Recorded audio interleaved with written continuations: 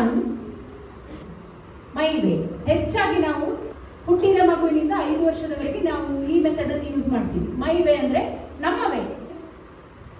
ಹೇಗೆ ಬೆಳೆಸ್ತೀವಿ ಹೇಳಿ? ನಾವು ಹೇಳಿದಾಗೆ ಅಲ್ವಾ.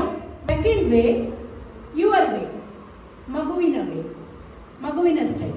ಯಾವ ಥರ ಅವನಿಗೆ ಏನು ಬೇಕು ಹಾಗೆ ನಾವು ಮಾಡ್ಕೊಂಡು ಹೋಗ್ತೀವಿ.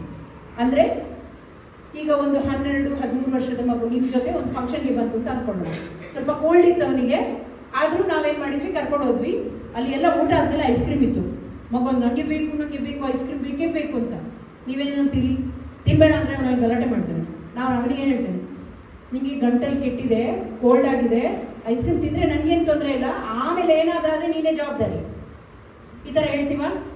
ತಿಂದರೆ ತಿನ್ನೋ ನನಗೆ ಗೊತ್ತಿಲ್ಲ, ಮತ್ತೆ ಕೆಟ್ಟೋದ್ರೆ ಮತ್ತೆ ನನಗೆ ಹೇಳಬೇಡ, ಅದಕ್ಕೆ ಮತ್ತೆ ಔಷಧ ಕೊಟ್ಕೊಂಡು ನಿಮ್ಮ ಮನೇಲೆ ಕೂತ್ಕೊಂಡಿರು, ನಾನಿಲ್ಲ, ಅವನಿಗೆ ಜವಾಬ್ದಾರಿ ಬಿಟ್ಬಿಡ್ತೀವಿ. ಸೊ ಅದು ಯುವರ್ ವೇ.